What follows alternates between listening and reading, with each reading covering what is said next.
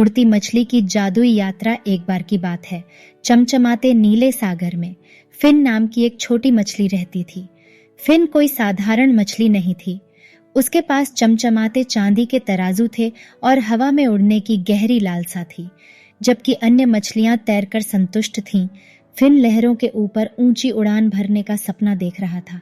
हर दिन जब फिन पक्षियों को आकाश में शानदार ढंग से उड़ते हुए देखता था तो उसका दिल उनसे जुड़ने की इच्छा से भर जाता था।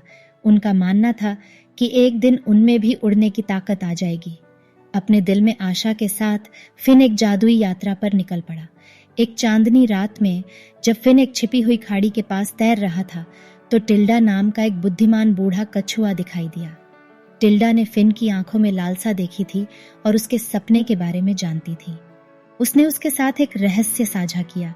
खाड़ी के भीतर एक मंत्रमुग्ध मोती था जो किसी भी इच्छा को पूरा कर सकता था। उत्साहित और आशावान फिन टिल्डा के पीछे पीछे खाड़ी तक गया। उन्होंने तब तक खोज की जब तक उन्हें जादुई आभा से चमकता हुआ मोती नहीं मिल गया।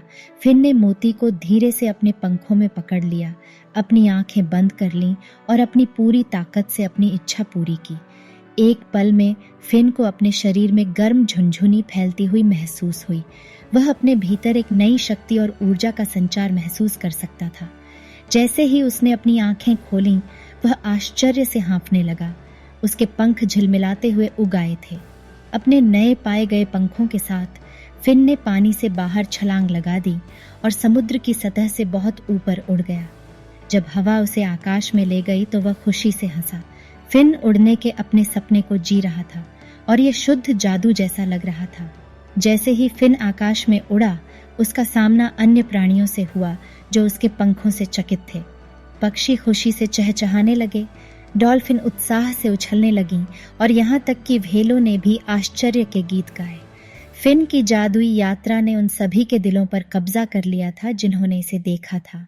लेकिन जैसे जैसे समय बीतता गया, फिन को एहसास होने लगा कि उसके पंख उसे वास्तव में खुश करने के लिए पर्याप्त नहीं थे। उसे पानी के नीचे की दुनिया की सुंदरता और शांति, रंगीन मूंगे और कोमल लहरें बहुत याद आईं। फिन अपने समुद्री घर में वापस आने की इच्छा रखता था।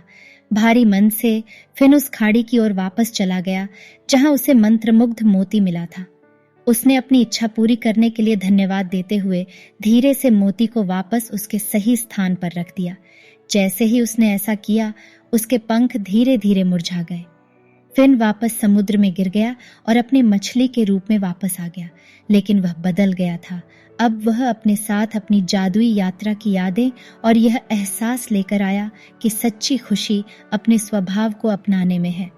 फिन समुद्र के चमत्कारों की नई सराहना के साथ तैरा। उन्होंने रंग बिरंगी मछलियों के झुंड से दोस्ती की, सुंदर समुद्री कछुओं के साथ नृत्य किया और जीवन से भरपूर छिपी हुई गुफाओं की खोज की। फिन को पता चल गया था कि उसका असली जादू समुद्र की गहराई में है। फिन की यात्रा की बात पूरे सागर में फैल गई। आकाश में उड़ने की उसकी कहानियां सुनने के लिए निकट और दूर दूर से मछलियां आती थीं। वे उसकी बहादुरी से आश्चर्यचकित हुए और अपने अद्वितीय गुणों और सपनों को अपनाने के लिए प्रेरित हुए। उस दिन के बाद से फिन को आकाश को छूने वाली मछली के रूप में जाना जाने लगा।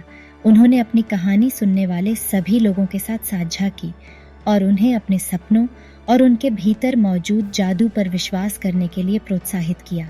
और इस प्रकार महासागर आश्चर्य और संभावना की एक नई भावना के साथ पनपा।